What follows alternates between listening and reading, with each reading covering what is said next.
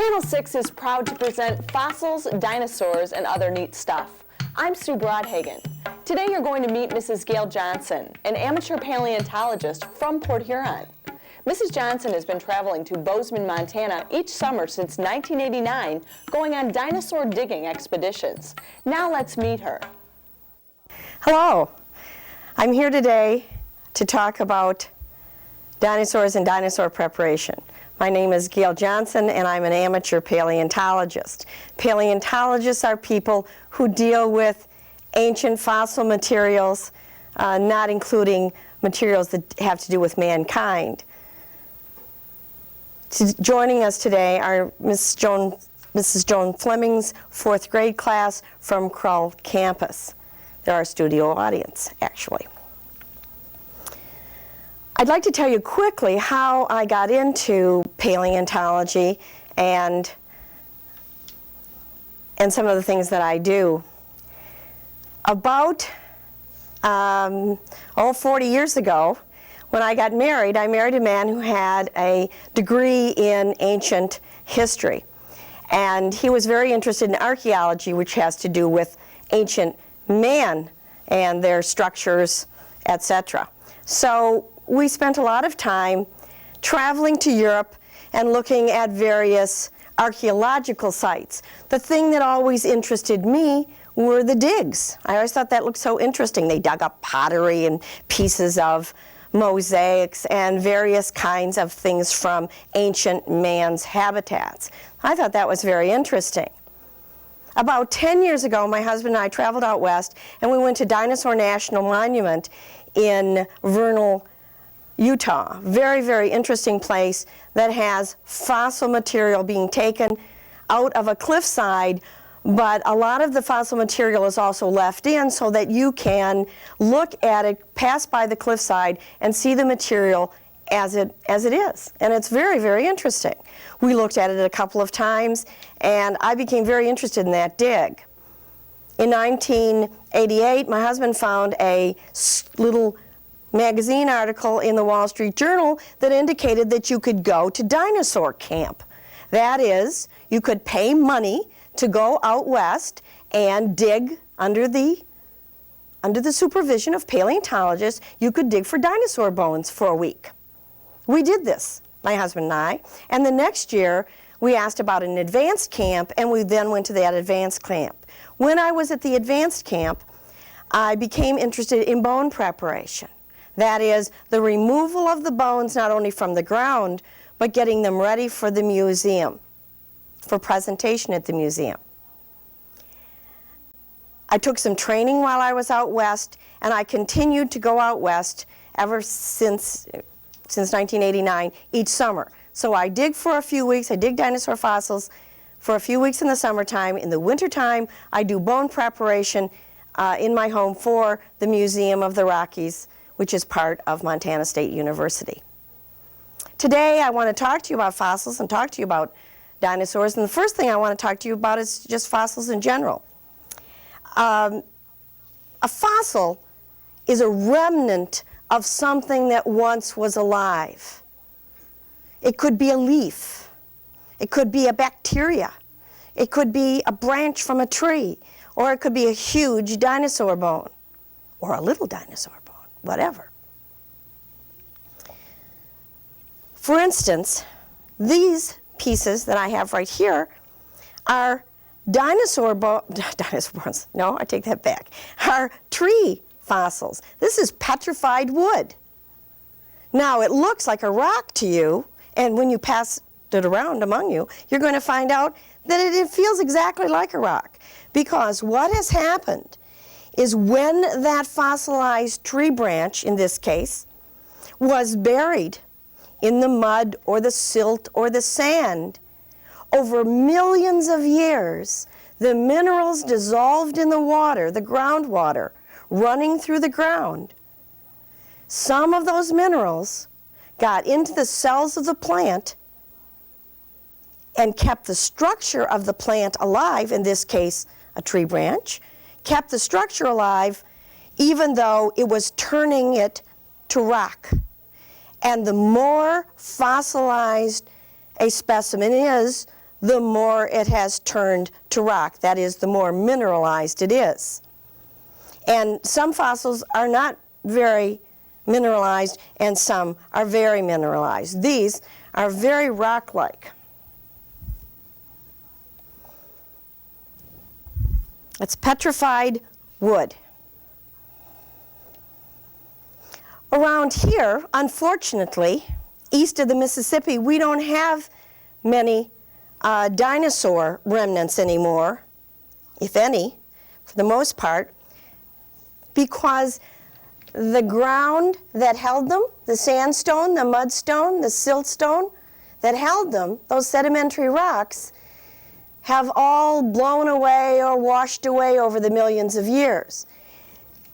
These little clamshells are the kinds of fossils that we get today. And they are not 140 million years old or 80 million years old or 200 million years old as dinosaur fossils would be. These are 350 million years old, the Devonian period. So when you go to Lakeside Park or Lighthouse Park and you find some bits of limestone that seem to have coral or other kinds of fossils in them, you realize they came perhaps 100 to 200 million years before the dinosaurs were around on Earth. And these are, you have to be a little careful with these because these are very, very good brachiopod or clamshells from the Devonian period. You can see a lot of these, by the way, over in Arkona in Canada. Not very far away. Your family might want to take a trip to Arkona, and they have wonderful fossils, many kinds. These came from Arkona.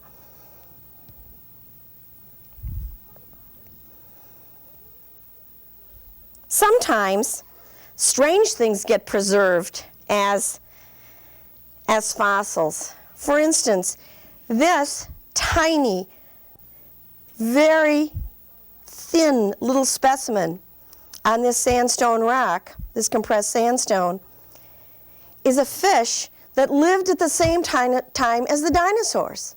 Lived at the very same time. And it was preserved, as you can tell, in the layers. If you look, you can see the layers of rock as it came down. It died, and perhaps there was a flood. Maybe there was a storm. Maybe the mud was soft, and it sunk in there, no oxygen, and of course it was preserved. You have to be sort of lucky to be a fossil. Most material, if it's out on the ground, and the wind and the water and the bugs and the bacteria get to it, it just decays. Turns into dust, turns into dirt, back into the ground again. But some things are lucky enough to be preserved. And this little Cretaceous fish, Cretaceous is the last dinosaur period, lived at the same time as huge dinosaurs did. Even teeth are sometimes found. I found, my husband and I found in about 5 minutes one day, we found 3 Displetosaur teeth. Obviously, this Displetosaur lost them biting something. And a Displetosaur is just sort of a smaller version of a Tyrannosaurus rex. And we found 3 teeth in just a few minutes. This particular tooth is from a mosasaur. And as you probably know, in the air we had pterosaurs. On the ground we had dinosaurs. And in the sea we had mosasaurs, of course lots of fish, mosasaurs, plesiosaurs, and ichthyosaurs. Mosasaurs were the absolutely worst, most vicious beast that lived in the sea. This is a very small tooth from a mosasaur. Now, at the time of the dinosaurs, and at the time that this mosasaur lived, the only mammals on Earth were little tiny shrew-like creatures, like about the size of a chipmunk or a large mouse. That was all the mammals that there were. But if there had been cows, during that period, they say a mosasaur could have eaten a cow whole. One bite, one gulp. Occasionally, though, a dinosaur bone, not under-fossilized, but over-fossilized, if that can be said. It was in the ground so long where there were minerals dissolved in the water that the bone actually turns into like perhaps 90% rock. There's very little bone material left. This is an ankylosaur caudal or tailbone, part of a tailbone series. And I was sitting out working on a dinosaur site, looked down at this for probably 15 or 20 minutes on and off before I realized by glancing at it just the right way that it was bone. It is so much like rock. And it has very little scientific value anymore because, of course, you can't cut into it and get cell structure or any of that. That's why I have it for use for educational purposes. But when I was cleaning it up, I did find a little remnant of the arch where the spinal cord ran. Can you see that little dip there? Okay, that is where the spinal cord ran, and of course the arch over it is missing. And this is extremely mineralized and very, very rock-like. I'm not going to, but I could probably throw this at the wall, a cement wall, and I maybe might make a little mark on the wall, but I don't think it would hurt the bone in any way. It's very, very rock-like. Sometimes, though, you get fooled. I was working out west a few years ago, and I was walking down a wash where the stream bed had gone, and I saw peeking out a little bit of bone, just a bit. And I was all excited because I like the little bones, to be honest with you. I like the little bones the best because you can deal with them quickly. And I recognized this as some sort of finger or toe bone. And I carefully took my dental tools that I had with me and my ice pick and a brush, and I carefully worked on this until I got it out. And of course, the minute I got it out, I picked it up and realized it wasn't a fossil at all. It's not heavy like those bones those fossils that you've been passing around. It was very lightweight. This hasn't been fossilized at all. This is modern bone. Probably buffalo, probably no more than cow or buffalo, probably no more than 75 or 100 years old. And not a fossil, but a modern bone. Disappointing, but you can tell from the whiteness when I passed it around, you can tell the whiteness was sticking out. That was the part that was bleached, and I had to dig out all the rest very, very carefully, sort of wasted a bit of my time, but I've kept it in memory of that experience. Before I talk any more about dinosaur bones, I'd like to show you some pictures from a dig that I went on a few years ago. Remember I talked about going to dinosaur camp? Do you remember that? Well, this is from one of those dinosaur camps that I went on in Montana, in Montana. And I'm going to show you the pictures.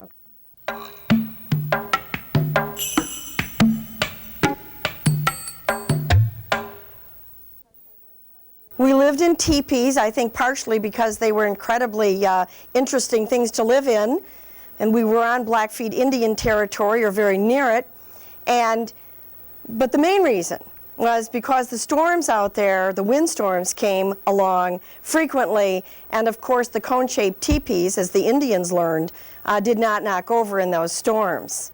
This is down inside of our camp. You can see the bus that took us around, a station wagon, and there's a group of us. Do you see the group behind the station wagon there? They're working on some bones that they found. They've built this camp right near. You could walk out of the camp in the morning and walk over to the dinosaur site itself. Many, many bones found right here. This is one of the amateur paleontologists working on digging bone. You notice there's not much high-tech material here. We use buckets, whisk brooms, dustpans. She's got an ice pick in her hand. And we work at this very, very carefully. When we get to very delicate bone, we even get down to using dental tools and soft brushes. Can you imagine? That was very, very, very, if you stretch your arms completely out, you still would not probably have the length of that particular bone. It was a huge bone from a myosaur. Myosaurs were middle-sized dinosaurs, just like on Earth today, with antelopes and cows and horses and camels.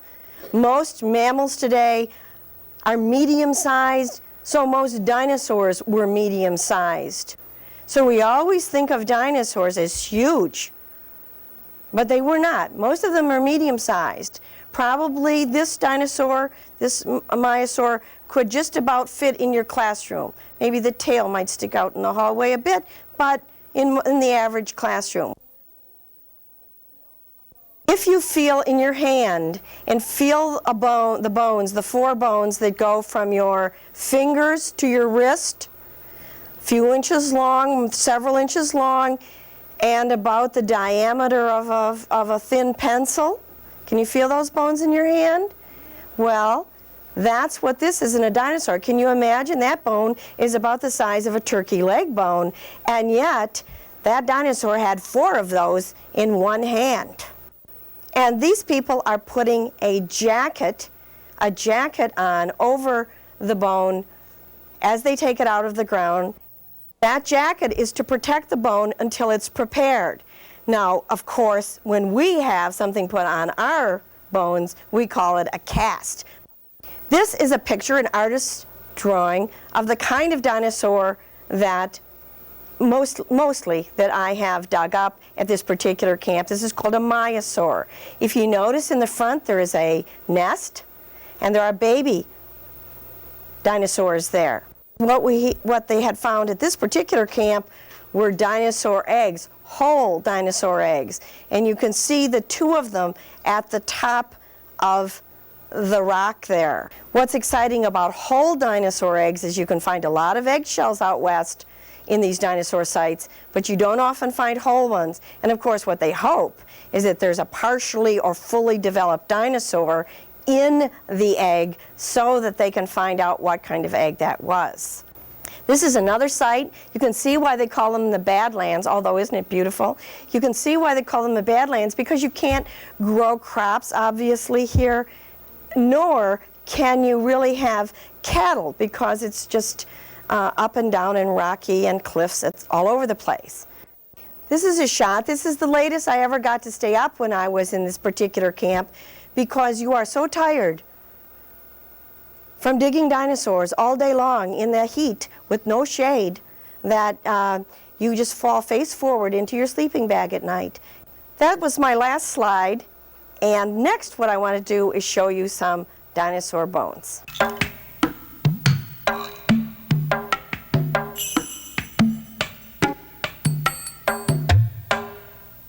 I will be taking, in the next week or so, I will be taking this bone that I've been working on for many, many months, very intricate bone, out of the jacket.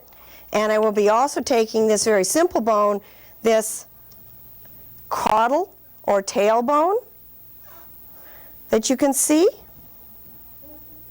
that came from a styracosaur. A styracosaur is very much like a triceratops, a very late dinosaur. They lived to the very end of the dinosaur period. And one of my favorites, because it's got horns all over its frill.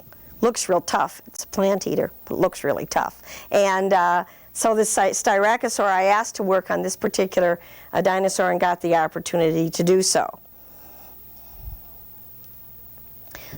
Some of the bones that I've worked on are ready to go back to the museum. I'm currently working on this foot bone.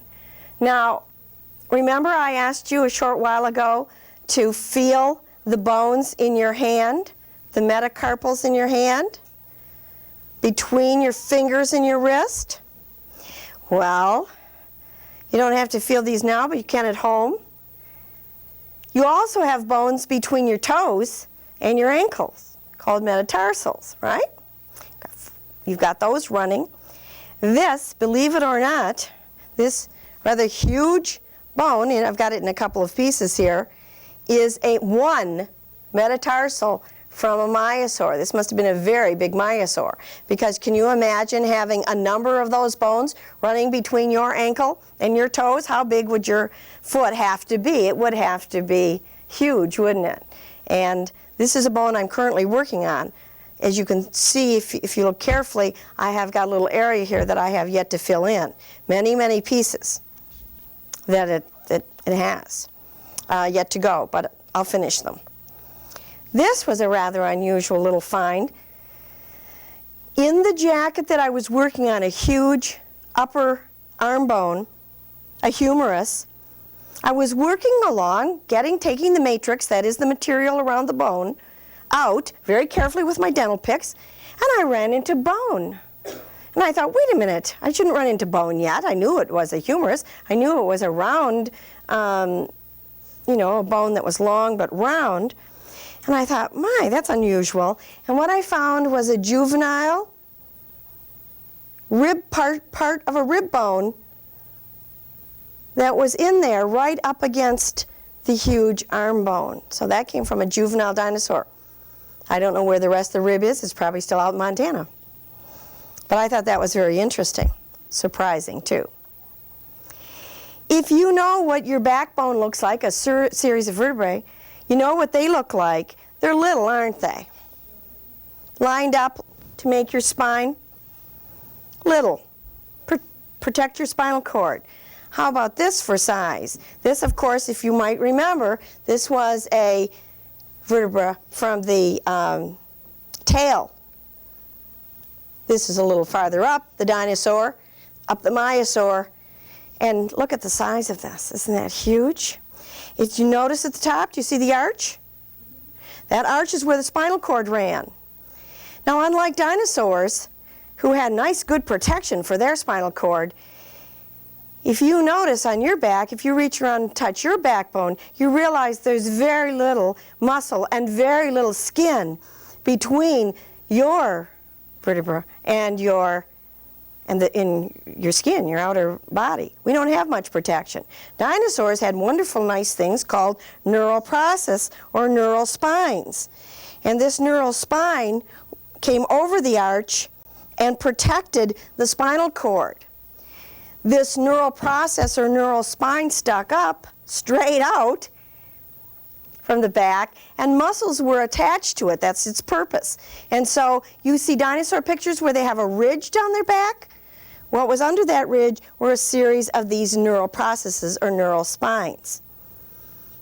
When I was working on one neural process from northern Montana, you can tell that from the color here, I ran into a very interesting thing. Of course, I don't happen to have the vertebrae here, but because this is the interesting part. Do you see that the bottom 3/4 of the bone is nice and smooth?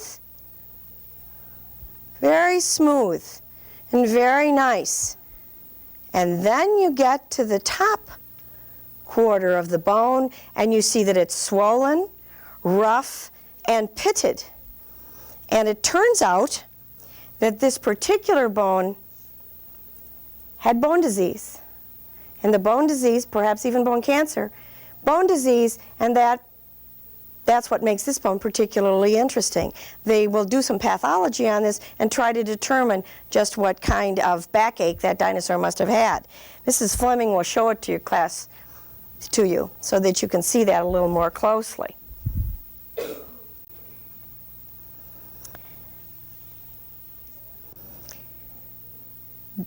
Today, when you go to the museum, you are not going to see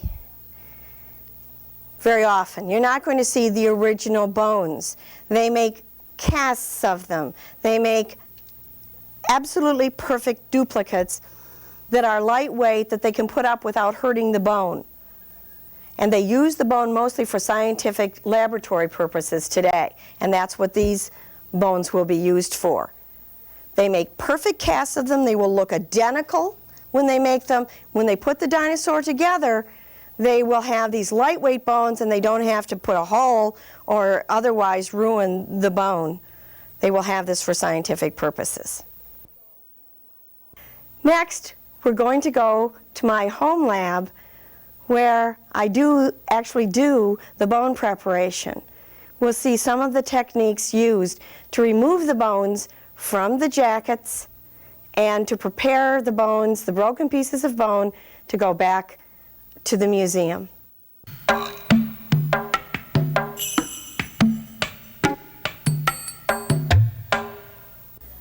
The first thing I'd like to show you today is how the bones look when they come to me from the museum.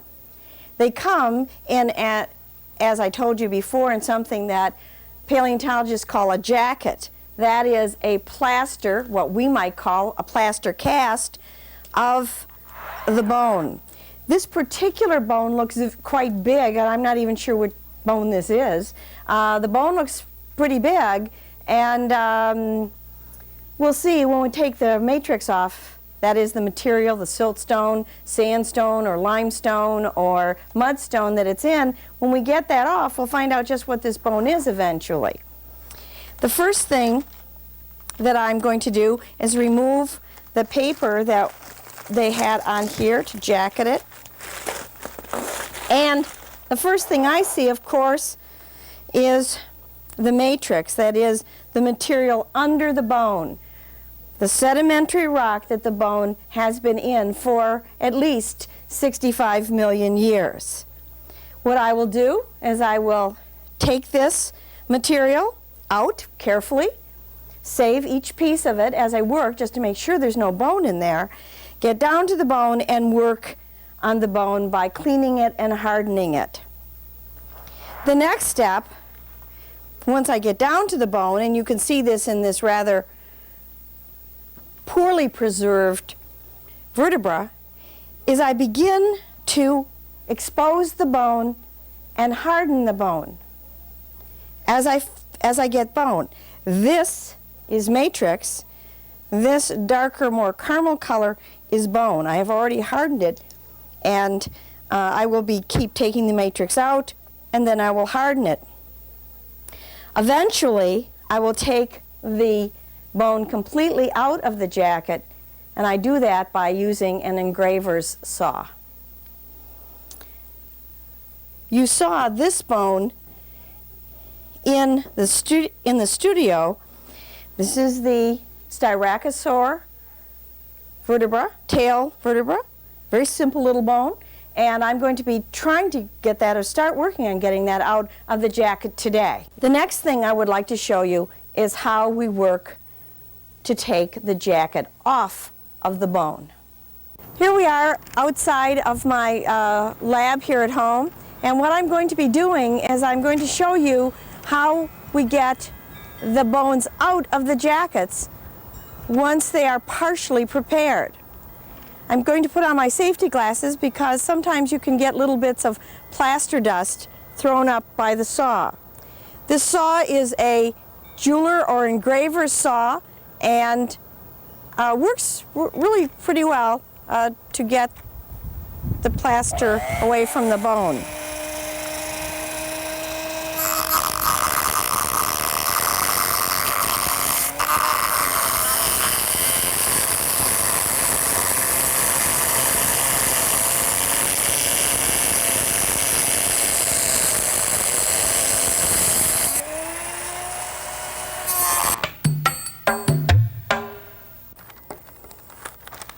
And will hopefully allow me to get this bone out with maybe just a few more cuts.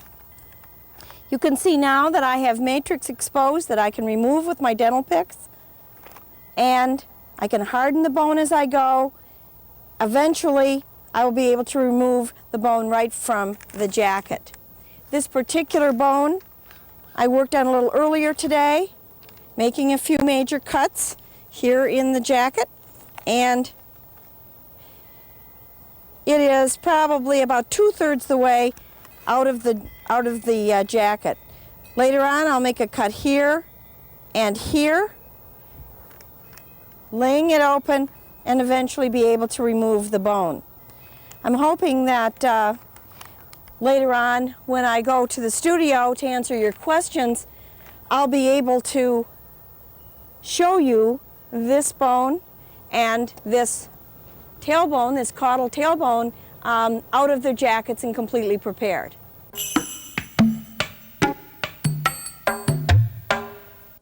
Here I am at my lab table where I spend most of the time preparing dinosaur bones.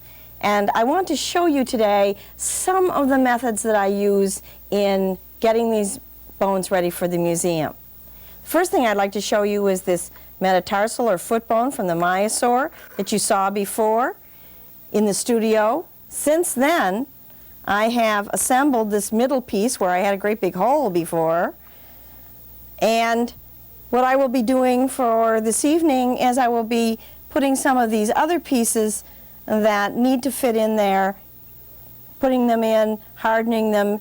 I've cleaned them already, hardened them, and glue them in. The hardener I use, I put on little tiny drops. I either use a eyedropper or I use this bottle, and it is made up of acetone and Vinac beads. And Vinac beads are just a vinyl bead. And the vinyl is basically put into this acetone, and the acetone dissolves the beads. I put the solution onto the bone, the acetone evaporates out and leaves the vinyl penetrating into the bone. That way the bone is now hard. Unfortunately, it does make it a little shiny. Acetone, of course, is a substance that is dangerous to inhale, and I use an open window, or I open the door here to my left, or I go outside if I am using anything more than a drop or two of this hardener, because acetone shouldn't be used except in a very well ventilated area. While I'm working on the bone, this is the bone I'm currently working on, but I'd like to show you, again, the foot bone from the Dinosaur. This is a vertebra from the Styracosaur that I'm also working on at this time. I'm working on those two dinosaurs right now. And if you look carefully, you should be able to see the difference between the bone, which is more a brown or caramel color, and the grayer matrix. This is a siltstone matrix. And what I have to do is I go in with dental picks, just like the dentist works with on your teeth. I go in and I remove little bits, as you can see them flying around here, of this particular matrix. Now I can be I don't have to be very cautious right now because this isn't very near the bone. You see this flying up? If I need stronger dental tools, I use a stronger one, just like your dentist does. By the way, my dentist gave me these tools because he was trying to help advance science. As I work removing the matrix, new bone is exposed. When I have that bone exposed, I take my hardener, I put a drop or two on the bone. This is some bone I just exposed last night. Put a drop or two and I paint it on very carefully.